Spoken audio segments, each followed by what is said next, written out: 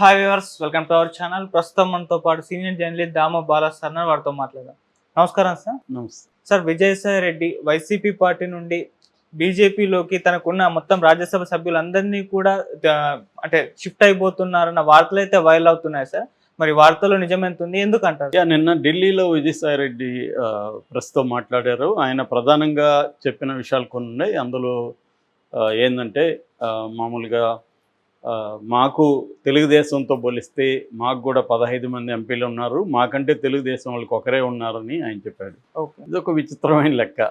ఎందుకంటే మామూలుగా తెలుగుదేశానికి లోక్సభలో 16 మంది ఉన్నారు ఎంపీలు, అదే వైసీపీకి 4 ఉన్నారు. నిజానికి తెలుగుదేశంతో పోలిస్తే వైసీపీకి 12 మంది తక్కువ ఉన్నట్టు, కానీ ఈయన ఒకరే తక్కువ ఉన్నారు మాకు వాళ్ళకి పోలిస్తే అన్నాడు. ఎట్లా అన్నాడంటే రాజ్యసభలో ఉండే 11 మందిని కూడా ఇట్లా కలుపుకున్నాడు. నిజానికి రాజ్యసభలో 11 మంది ఉన్నా 20 మంది ఉన్నా గవర్నమెంట్ ఫామ్ చేయడానికి లోక్సభ ఎంపీలే కౌంట్ అవుతారు. దానికి తెలియంది కాదు, కానీ ఒక్కోసారి ఒక విచిత్రమైన లెక్కలేసి మాకు బలం ఉందని చెప్పుకోవడం అంటే ఒక రకంగా ఆయన చెప్పిన దాంట్లో ఇంకొక లాజిక్ కరెక్ట్. అదేంటంటే బిల్లులు రాజ్యసభలో ఏది పాస్ అవ్వాలన్నా మా 11 మంది ఎంపీల మద్దతు కావాలి అనేది ఆయన చెప్పాడు. సో అసలు ఈ లెక్కలు ఎందుకు చెప్పాడు అనేదానికి 2 వెర్షన్లు ఉన్నాయి. ఒకటేమో వైసీపీ ఈ ఎన్డీఏలో చేరడానికి ఉత్సాహం చూపిస్తుంది, ఇండైరెక్ట్గా మోడీకి సిగ్నల్స్ పంపింది అనేది ఒక లెక్క. ఎందుకంటే వైసీపీకి ఇప్పుడు కేంద్రం యొక్క సపోర్టు ఆశీస్సులు అవసరం. ఎందుకంటే చంద్రబాబు చాలా దూకుడుగా ఉన్నాడు.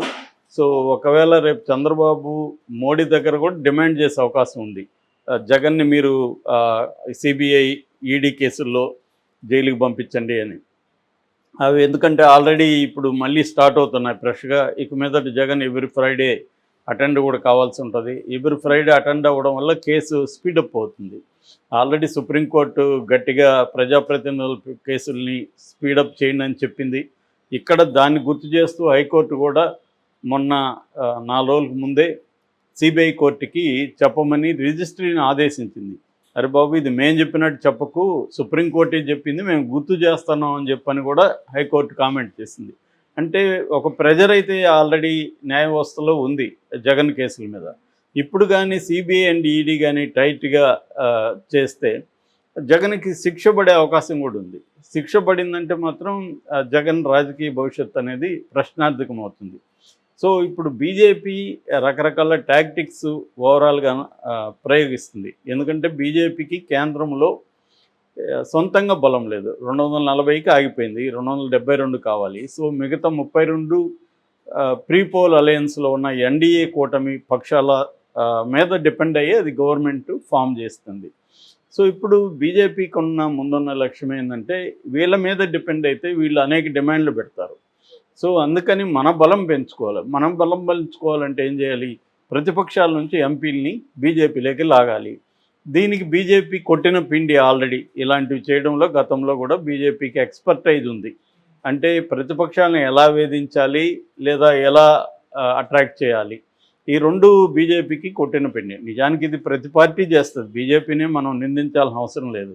అన్ని పార్టీలు చేస్తాయి. బీజేపీకి బలం స్ట్రాంగ్గా ఉంది, ఆర్గనైజేషన్లు ఇది ఉంది, గవర్నమెంట్ తన చేతిలో ఉంది కాబట్టి వాళ్ళు గట్టిగా చేస్తారు. ఇప్పుడు కేసీఆర్ అదే పని చేయలేదా? ఫోన్ ట్యాపింగ్ ఎందుకు చేశారు? ప్రధానంగా కేసీఆర్ ప్రతిపక్ష వాళ్ళ ఎమ్మెల్యేలని బెదిరించడానికి కేసీఆర్ ఫోన్ ట్యాపింగ్లు చేశాడనేదే కదా ఇప్పుడు బయటకు వచ్చింది. అట్లాగే గతంలో చంద్రబాబు కూడా ఏబి వెంకటేశ్వరరావు ద్వారా వైసీపీ వాళ్ళ ఎమ్మెల్యేల ఫోన్ ట్యాప్ చేసి వైసీపీ వాళ్ళని బెదిరించి తీసుకున్నారు అనేది అక్కడ కూడా అభియోగం.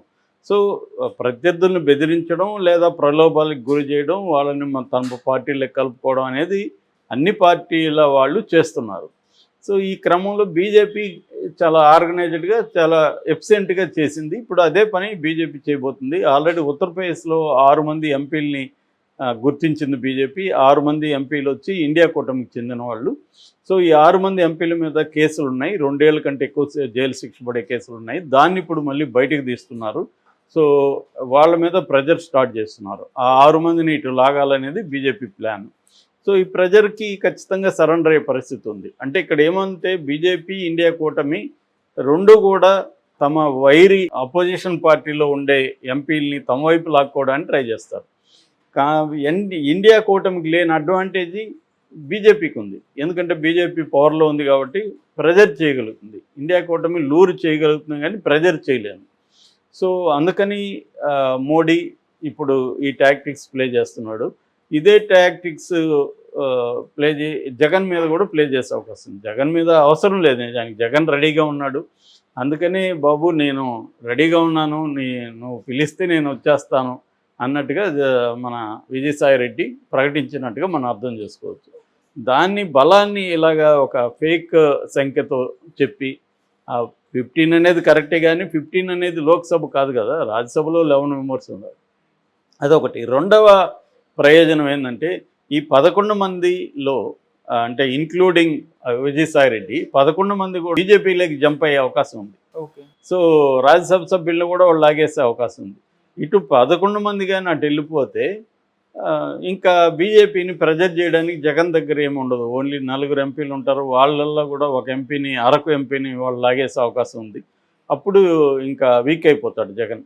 అందుకని కూడా వీళ్ళు ముందే నువ్వు లాగాల్సిన అవసరం కూడా లేదు, మేమే నీకు సపోర్ట్ చేస్తాం బాబు, మమ్మల్ని లాగద్దు, మమ్మల్ని ఇబ్బంది పెట్టద్దు అని మోడీకి సిగ్నల్ ఇచ్చారా అనేది రెండవ వెర్షన్.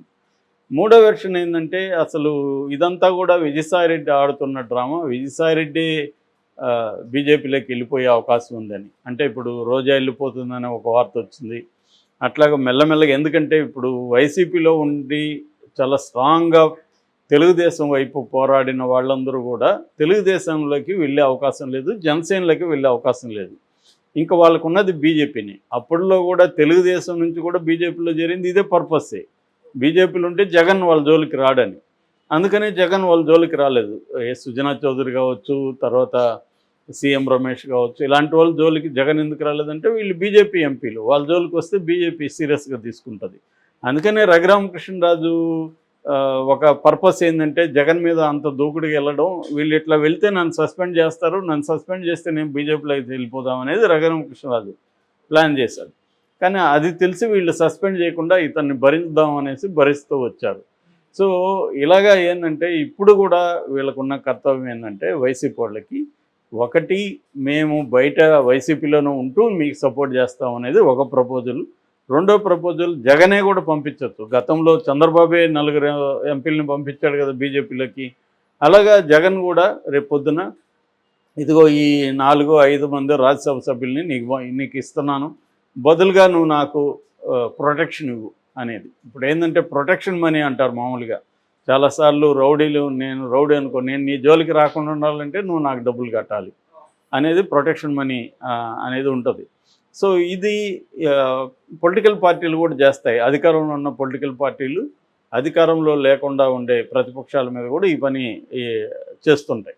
అలాగా ఇప్పుడు మోడీకి ప్రొటెక్షన్ మనీ లాగా ప్రొటెక్షన్ ఎంపీల్ని అప్పగించే పనిలో జగన్ ఉన్నాడా?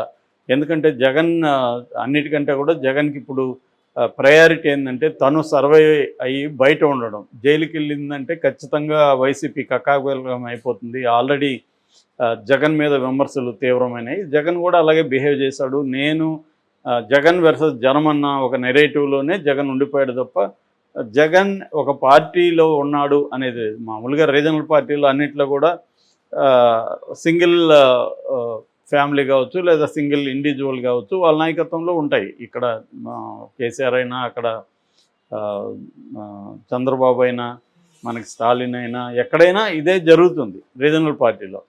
కాకపోతే పార్టీ స్ట్రక్చర్ కూడా ఇంపార్టెంట్. దాన్ని తెలుగుదేశం బ్రహ్మాండంగా ముందు నుంచి కూడా పార్టీ స్ట్రక్చర్ని నిర్మించింది. వైసీపీ ఆ విషయంలో వీక్ అయ్యింది. జగన్ ముఖ్యంగా దాన్ని పక్కన పెట్టేశాడు. అందుకని జగన్ ముందున్న కర్తవ్యం ఏంటంటే వీళ్ళందరినీ నిలుపుకోవాలంటే ముందు తాను కేసుల్లో జైలుకి వెళ్లకుండా తాను బయట ఉండాలి.